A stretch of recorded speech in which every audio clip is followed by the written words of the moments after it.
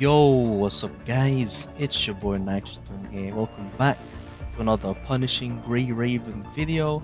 So this is just a quick video, just like an update in regards to me playing this game. So I've just hit level 50 and I just wanted to maybe make a video just to show you guys how I've been going along, as well as summoning our 40th recruit essentially for the guaranteed S rank construct, just to see what we get. But before we do that, just going to show you guys what I have at the moment. So I've got Lee and Kamui. They're missing memories right now because of Pain Cage, and in terms of the other members, I barely don't have any, but you know, that's all good. Now in terms of my first impressions of this game, I'd say it's pretty fun. So I've played Honkai as well, and as you've seen by the title, I also play Genshin Impact. So you could say I have the triple threat in terms of these kind of games. And since I haven't played Honkai in a long time, the only thing I can really say is that the only similarity between those two is the grind and the combat pace. The pace of the combat, because the combat itself is not exactly the same as Honkai. It's actually quite different, especially when you're matching 3 as well as dodging to have each symbol as a 3 link instead of a 1 link, stuff like that. But in any case, comparing this game to Genshin, there's been quite a lot of talking about how this game could have been a Genshin killer, which is, I'd say is absolutely false. These two games, Genshin and Punishing Grey Raven, are completely different to one another. They provide different experiences, different kinds of gameplay and combinations. And I guess one of the only things that made people compare these two games together are the graphics. They have like that anime style 3D with sleek designs, attractive characters, so on and so forth.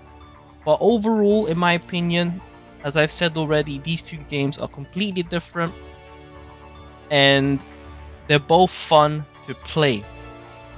Of course, we could go into deeper detail and stuff like that, but this is just meant to be a quick video in regards to my update on Punishing Grey Raven, as well as my first impressions.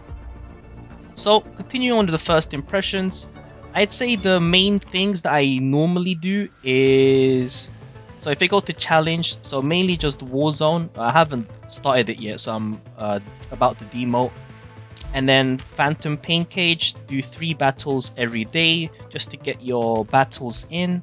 So depending on what you've cleared so far, the next difficulty will open. So it's recommended to at least get 1 clear on every difficulty to get as much score as possible every week, so that when you do the rankings and the weekly rewards, you can at least try and aim for maybe top 30%.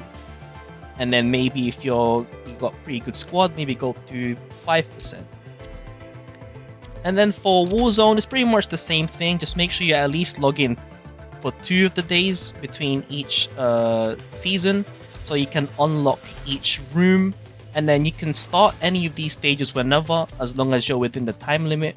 So for example, I'm going to have to do all of the stages basically today because I have under 24 hours left. Other than that, in terms of using my energy, of course there's progression in story, but most of the time I mainly do combat supply with AE4 just to get the 6-star memory drops, because as a free-to-play player, you'd want to stack up on things that you would normally maybe not get that much. 6-star memories being the case. Now there might be more efficient ways to farm, but in my opinion, I think getting these 6-star memories are good. And then whilst you're trying to get these 6-star memories, you'll be getting 5-star, 4-star, 3 stars, and 2 stars to upgrade the current memories that you have. And then the next thing I would farm would be military hardware. This would be to increase the level cap essentially of your weapons and memories. Max level is 45, which is actually, it wasn't really that bad farming to get to 45. It's mainly this, is that's the issue, grinding the weapons. The weapon enhancers to upgrade your weapons to level 45. That's the main big issue. But I usually farm this in any case.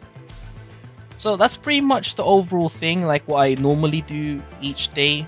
I actually don't do that much story when I have the free time.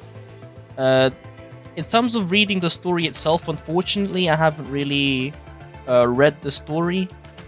I've heard that soon, I think in a later update, they'll add a feature where you can rewatch the story, which is fortunate because I have been skipping, unfortunately. So if you guys don't like before that, then I am completely sorry. Other than that, there is co-op, but I haven't really touched it myself. I think it's recommended for you to do them because you get these weapon shards, 5-star weapon shards, for doing 21 clears. So I'll bet I'll be, I hope I'll be doing that, sometime soon, but probably not. Memory Rescue, I haven't really touched it, but it's mainly just like first time clears to get 6-star memories. It's kind of difficult though. I haven't tried Lv50 yet, but maybe soon. So, sincere apologies for rambling on for that part. The TLDR essentially is for the dailies. I mainly just do this for the combat supply because I've hit the last stage, so highest rates I think, and then Warzone, Phantom Pain Cage, and then that's about it for the dailies. And then for events, if there are events, you would do those. But yeah, there's not really much to do, which is pretty nice. You could see it as a casual game for now, but I can see later on there's going to be like some kind of like try-hard game, which is pretty cool.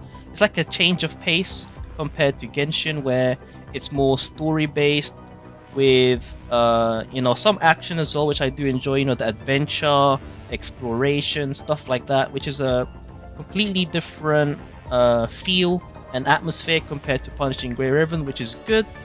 So I get to have two different changes of paces when I'm playing these games, which is pretty nice.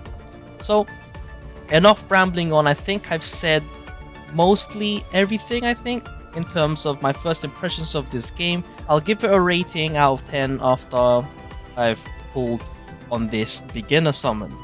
So research times 10. Let's see what S rank we're gonna get. Please make it be a new character.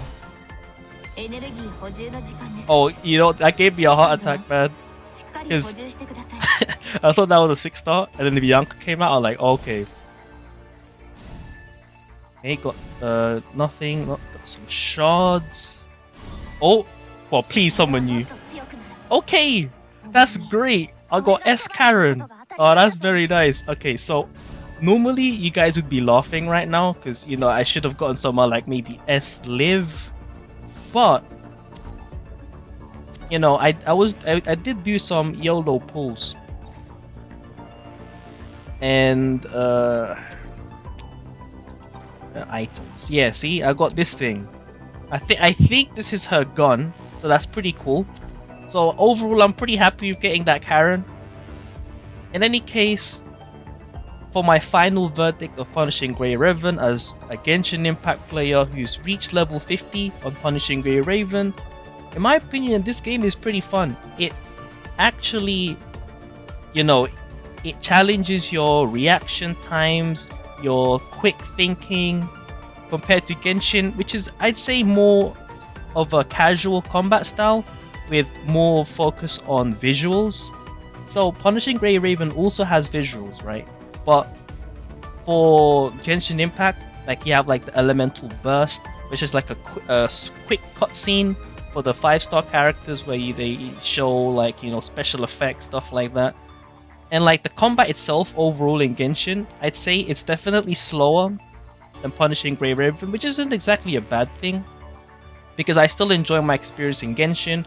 But then in Punishing Grey Raven, it's more combat focused as well as team focused because, alright, so this is present Nitro speaking, that's currently editing the video, and I would just like to say that the stuff that this old Nitro is about to say, you could also say for Genshin, as it being like a team-based combat game, because team compositions do matter in Genshin, as well as switching characters, using skills, and combining attacks.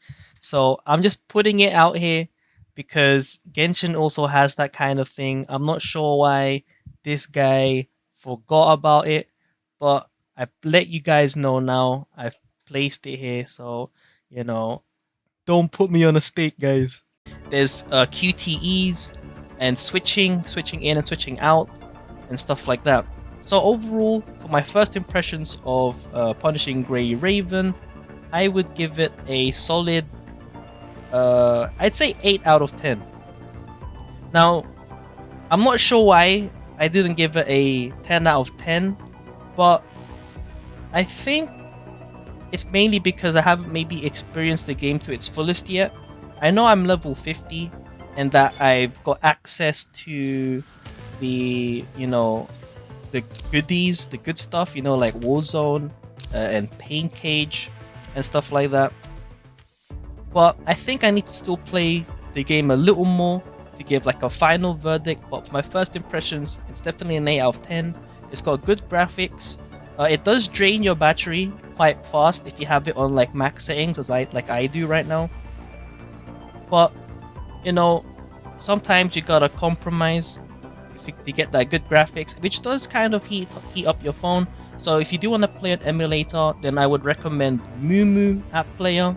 If I remember correctly, it's the emulator that basically, I guess, endorses. I'm not sure if that's the right word, but Punishing Grey Raven basically suggests or they recommend you to use Mumu App Player to play it, and I've tried it, and it's hella smooth.